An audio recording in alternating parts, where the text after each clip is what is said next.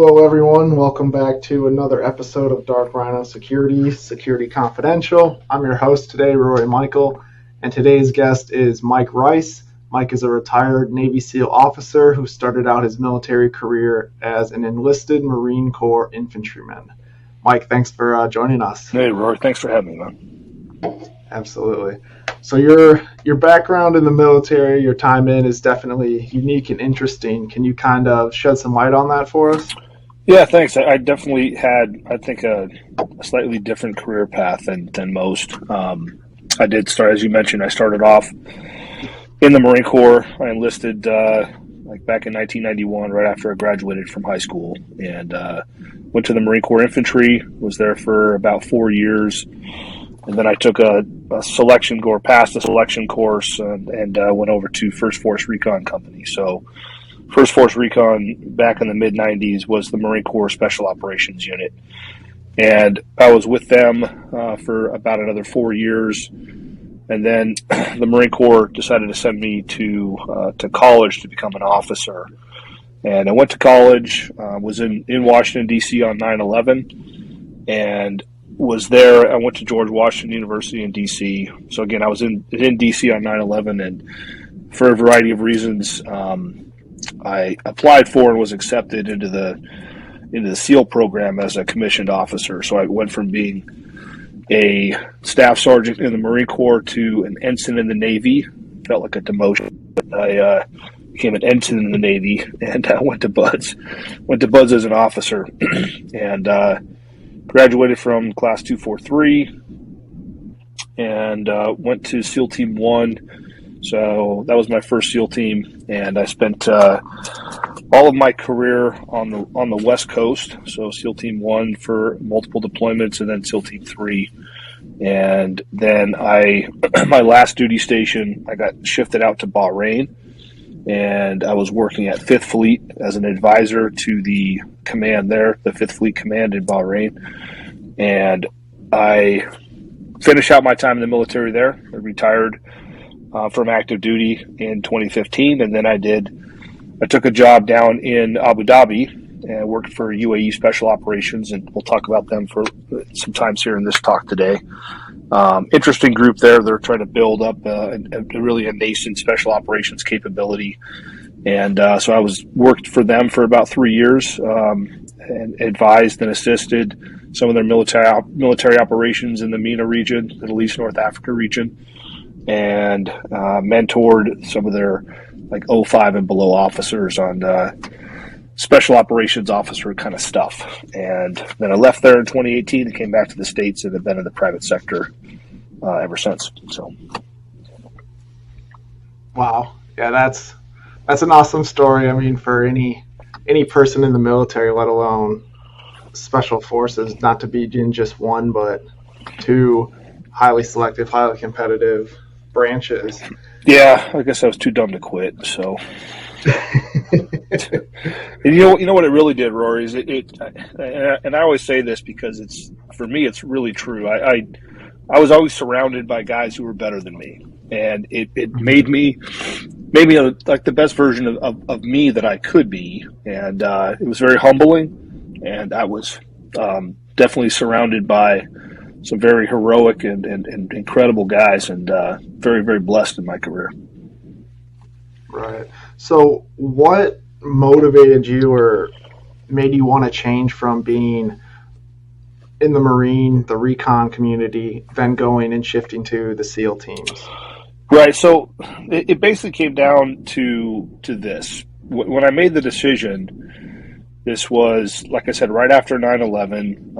MARSOC had not been stood up at the time. So my experience at First Force Recon, while I was working with fantastic guys, some of my best friends, in my life are still from that period of time that I was at First Force Recon Company. Love those guys. Tons of respect for Marines, the Marine Corps, and the Marine Recon community. Definitely had a huge impact on my life. But at the time, they were not part of SOCOM. And so I looked at my career path as having to go through the Marine Corps officer commissioning process. And I went through Marine Corps OCS, Officer Candidate School. And then I came back and I realized the rest of it, like going to the Marine Corps officer, they call it the basic school, and it's like the initial pipeline for all officers. And you go through this process where it's not certain what your MOS will be outside of a couple of unique differences like pilots and lawyers and things like that, JAGs. But everybody else goes in this kind of general pool, and you kind of fight your way to get the MOS you wanted. Now, I probably had a pretty good chance of getting and becoming a Marine infantry officer, which is the only thing I wanted to be. But there was a bit of a crapshoot, and if I had a couple of bad events or I made a mistake or something like that, then I could have dropped down and not gotten what I wanted, and then I ended up being something in the Marine Corps that I really just didn't personally want to do. And there's great people that do all kinds of different jobs in the Marine Corps, but I had a very specific want ask that I wanted, and so I looked at that versus if I went to BUD/S, it was all on me and whether or not I could pass that. And I was confident that I could pass. So that between the two of those, I felt like I had more control. Plus, I was going to go into a unit that was a part of, again, SOCOM, so they're a little bit higher up on the food chain when it came to things that mattered to me. So that's really why. Again, no disrespect to the Marine Corps at all. It was a very selfish decision. It's what I wanted for me and my career. I gotcha. That makes sense. So with switching and going the SEAL team route, you were as guaranteed as your will was strong to be in the special forces, be in that arena. Yeah. So it was up to me and whether or not I could make it through. And again, I felt confident. I knew it was going to be a challenge, and it absolutely was. It met all of those expectations. It was a very, very long, 9-month long, roughly process. But it was something that I had more control over, I felt. And so I went to BUD/S and I was respectful. I played the game, so to speak. And it was interesting because when I went to BUD/S, every phase of BUD/S had a SEAL that I'd worked with before when I was in Force Recon. But even that, I never tried to use that to my advantage. I never took it. I definitely I was as good a BUD/S student as I could be. And, I didn't set any land speed records or O-course records or anything, but I was definitely, putting out, and I've tried to do my best throughout the whole process and respected the process. And I think the instructors that I worked with, I think they respected that. So I think that's important. If you're going to go into something like that, you can't go in there thinking you're going to game it because you know somebody or, because you've been around for a little bit. I've been in the military for 12 years when I went to BUD/S, which is a little bit unusual. Right. So, yeah. No, that makes total sense. What was the atmosphere kind of like in BUD/S? Because I'm imagining that was right after 9/11, like you said. Mm-hmm. So I'd be curious to know kind of the mindset and the attitude of the instructors who were there.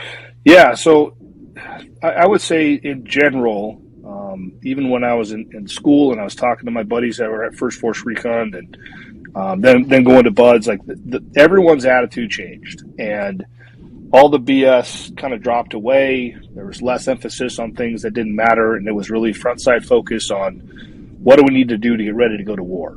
And we all knew we were going to war, and our instructor cadre, I think rightly so, looked at it even not that there was any slack before, but whatever slack there was gone, because it was like, okay, I might be in a platoon with this guy in a year from now. And that's how they looked at us, rightly so, again.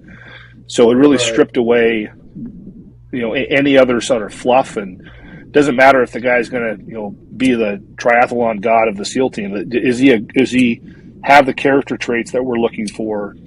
All the things that the intangibles. Is he strong? Does he have integrity? Does he have the things that make him a good teammate? Those kinds of criteria, I think, really were sharpened because we're looking at, I might be in a platoon in Iraq with this guy in a short period of time, and do I want him next to me? Those are the kind of, I think, the attitude that shifted is there wasn't any doubt if we were going to go to war or not. We all knew we were. It's just who was going to make it. So, right. No, that makes total sense. It definitely became more of a real conversation with the people who were there that you were going to be in combat. You were going to be Yeah. doing all the things that, some of the guys probably signed up to do, but at that time wasn't really going on, and now you were facing that reality head on. Yeah, so I mean, the 90s when I was in the Marine Corps, look, we just beat the crap out of each other in training. I mean, we trained really, really, really hard.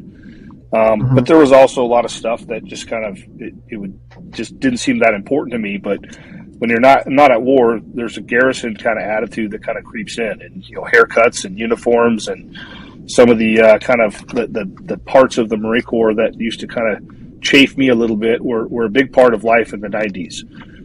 Again, we trained very, very hard, but I know that stuff kind of dropped off after 9/11. So it was definitely an attitude that sharpened. Everyone's attitude got a little sharper. So yeah, certain things started to become more important than others. Correct. Mm-hmm. No, that makes total sense. After 9/11, when Afghanistan first kicked off, where was kind of the technology as far as Special Forces and the SEAL team was concerned? Where was your level of technology at? Right. So I would say it was pretty rudimentary overall. Like there were operations centers, UAVs were starting to be integrated. There were satellite communications, but like night vision was still being worked on. It was okay, but it wasn't like when I was at Force Recon. I don't think we didn't wear night vision very much. This was back in the mid 90s, and because it just wasn't that good. And you actually had better situational awareness if you just let your eyes adjust. And it was definitely another one of those things that sharpened everyone's attitudes, and technology was looked at as a way we could leverage an advantage over the enemy because they were not very technologically sophisticated. So those things very, very quickly, I think, took off. And like the 7 Bravo night vision, when they came out, they were a big increase in the capability versus the previous iterations.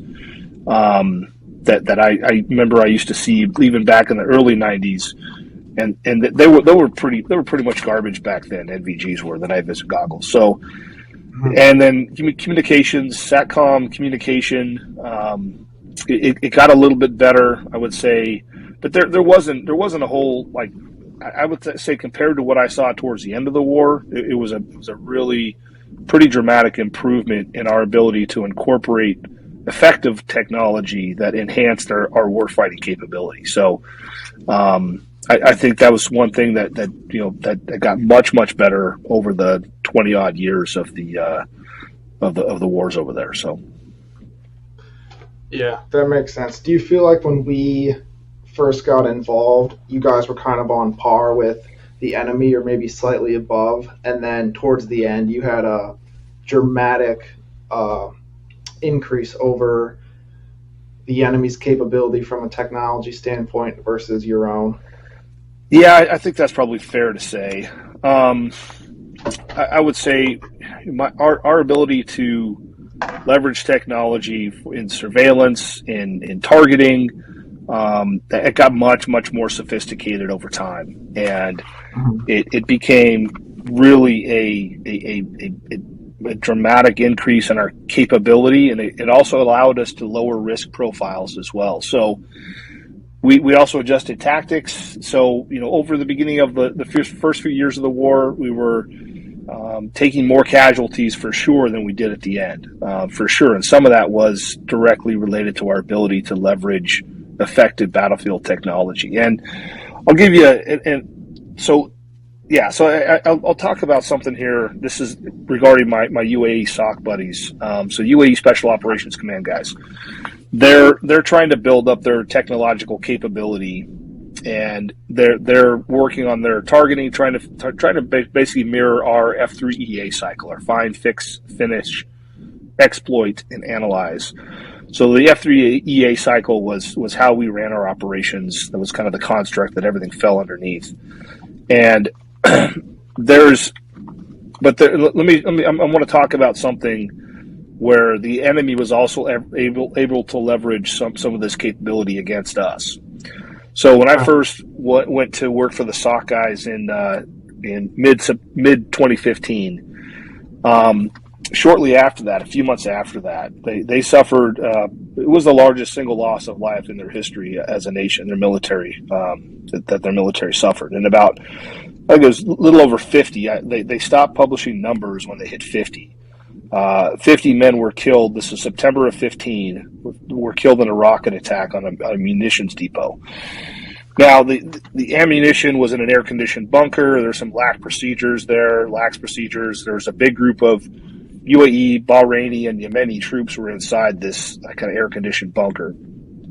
Okay. And they were hit. The bunker was hit by some rockets. It detonated the munitions. It killed a lot of guys, injured dozens more. It was a big tragedy. But we ended up finding out the way that the Iranian-backed Yemeni militia were able to target them was through social media posts. And the soldiers there, both the Bahrainis, the Emiratis, were sending pictures back home and had locational metadata embedded in the pictures. Mm-hmm. And that's how they were able to figure out exactly where they were, and they targeted them. So the Emiratis got a lot more serious about device security after this happened. But you can imagine, or this is an example, I should say. It's an example of there are some players out there that got very sophisticated as well. And using locational data, they're also able to, during the wars in Iraq and Afghanistan, we were also able to figure out they were mapping some of our bases using fitness applications and wearable devices that some troops were using. They had locational data that they were broadcasting unwittingly, and there were some Iranian units that were able to track that and start to map out where our bases were. So the Strava app and Fitbit, those kind of wearable devices, and so that became illegal to use over there as a result of that. So it goes both ways. The enemy also has a they have a vested interest in evolving themselves, and it's not just us that got better. They also got a little bit better as well.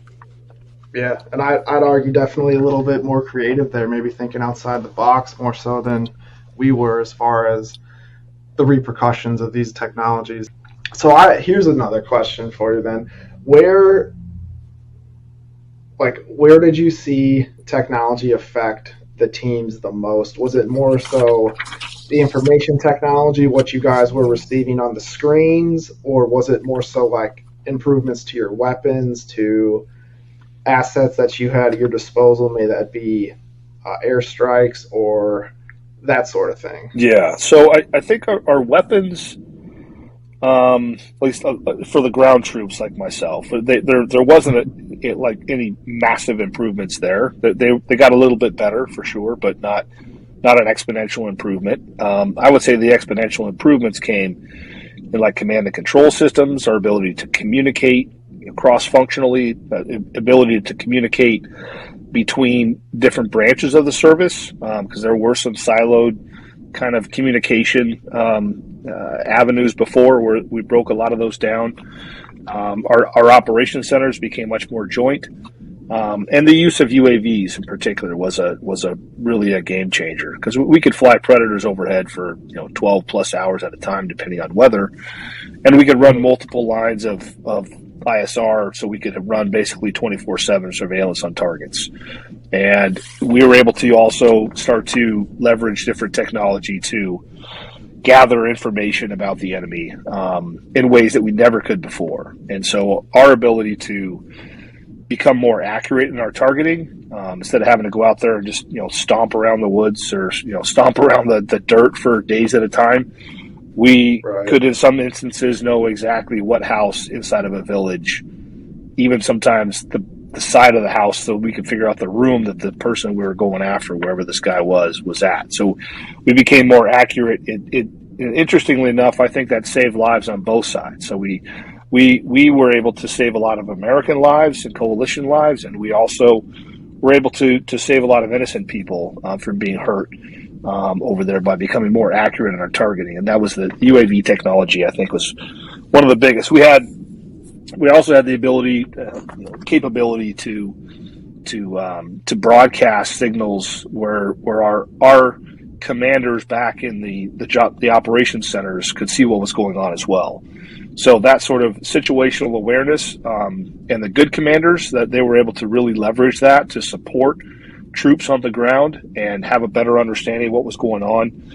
It's not perfect, though. I will say, I'll add this as well to the UAV, the whole ISR, because some of the manned platforms as well experienced this, because I actually flew in a couple of them just to see what it was like, the manned platforms. And you're looking through, it's not this bad, but it's essentially like a soda straw or some sort of tube. You're looking down and you're looking at things from a different, like a straight down angle or from a side angle. And so it's not perfect. And there's going to be much better technology in the future, coming up. I'm sure there's stuff even in the pipeline right now. I came off active duty in 2015. I left the Emirates in 2018. So even since I've left, there's been improvements in this technology when it comes to visualizing things on the battlefield. But so again, the manned platforms, you're up there, you got some weather, you're bouncing around, you're looking through a soda straw at one part of a target. It's sometimes, usually that's at night, most of the time, pretty much all the time, it's going to be in like that green, black kind of shading. So things were not super clear. And there was definitely some mistakes made. And I'll give you an example of one that I personally witnessed that almost was a catastrophe, because you can't always, despite our best efforts, you can't always tell exactly what's going on. So we were in an operations center in Afghanistan, and we were doing surveillance over a target area. And we started to notice a group of what appeared to be military-age males that were gathering in a location outside of the village, just outside. And we watched them for several hours, and they appeared to be digging some sort of a trench or something next to the road. And this is a road that coalition forces would go up and down sometimes. And so we were concerned, and so we started really focusing in on them. Again, we watched them for hours, and we thought for sure that this was probably a good strike. And so there were preparations made. You're watching with a drone flying overhead? Yes, we're watching with a drone. So we're watching the target through the drone back in the operations center. So it's bouncing off of the drone coming back to us. And we watched for a couple of hours, I think, total. And again, thought we had an idea of what was going on. So we started to spin up an airstrike.